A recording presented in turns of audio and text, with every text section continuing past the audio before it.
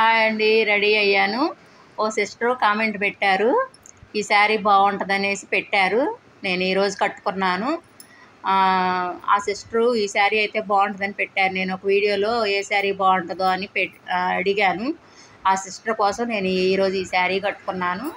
ఈరోజు రెడీ అయ్యాను, కట్టుకున్నాను. ఎలా ఉందో మీరు కూడా కామెంట్ పెట్టండి.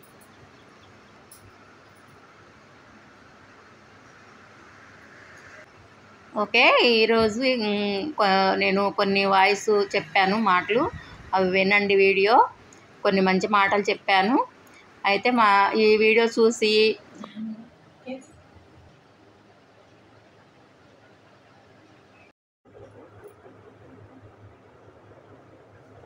హాయ్ అండి, welcome back to my channel.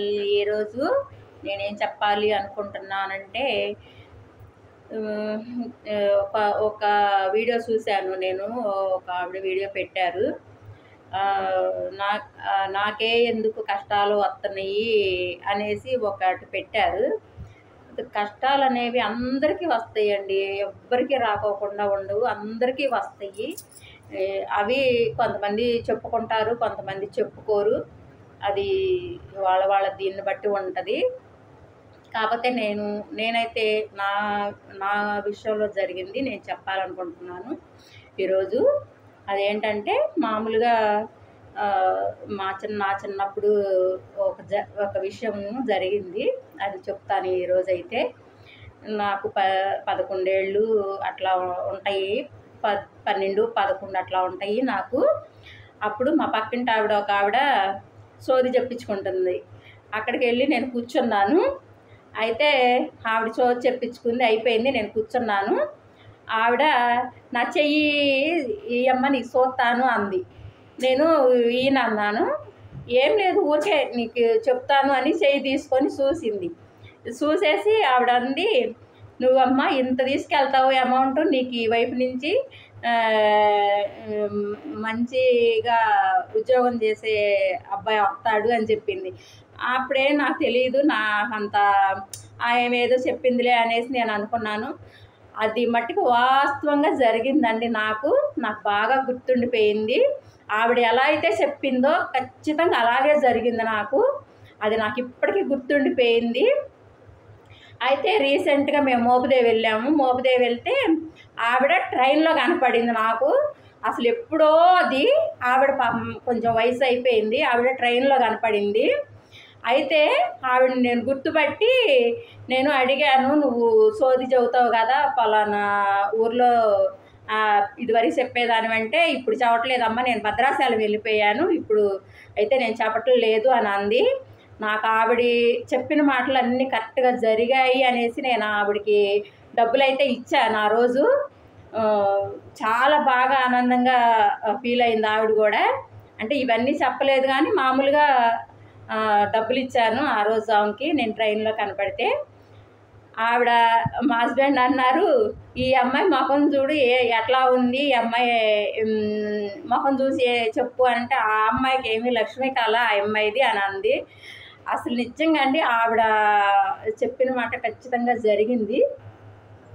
అట్లా కొన్ని విషయాలు ఖచ్చితంగా కొంతమంది చెప్తే వాళ్ళు జరుగుతాయి. అవి మట్టుకు నేను ఖచ్చితంగా నమ్ముతాను.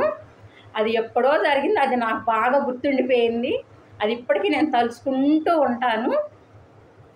అయితే కొన్ని విషయాలు కొందరు నమ్మరు, నేనైతే నమ్ముతాను. దేవుడిని ఎంత నమ్ముతానో కొన్ని విషయాలు కొంతమంది చెప్పేవి కూడా నేను అలాగే నమ్ముతాను. అవి ఎందుకంటే జరిగిన వాళ్ళకే తెలుస్తుంది అది ఏంటి అనేది. అది ఆ ఓడు అనేది అది ఎందుకు అనేది అట్లా జరిగితేనే వాళ్ళకి తెలిసిద్ది. నా విషయంలో నాకు కొన్ని జరిగాయి.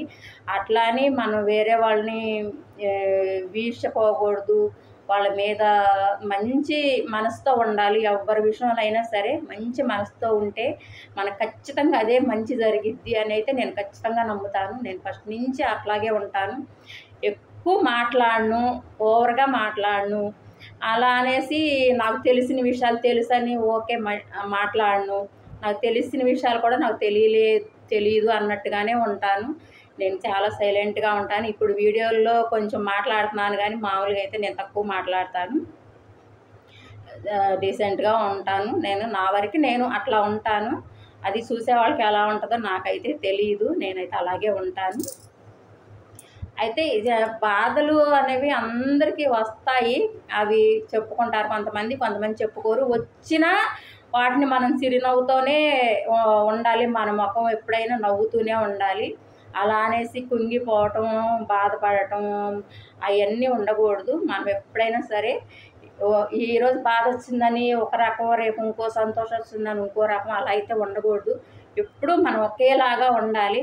మా నాన్నగారు అంటారు, అమ్మాయి మట్టుకి ఎన్ని బాధలు వచ్చినా అసలు మనిషి తొనకదు అని అన్నని 2-3 సార్లు అన్నారు. నేను ఖచ్చితంగా అలాగే ఉంటానండి. బాధ వచ్చినా అలాగే ఉంటాను, నవ్వుతూనే ఉంటా. సంతోషం వచ్చిందని ఎక్కువ ఇదవ్వను. బాధ వచ్చిందని అలా నా లైఫ్ అంతా నేను అట్లాగే ఉన్నాను. నేను ఇప్పుడు కూడా అట్లాగే ఉంటున్నాను.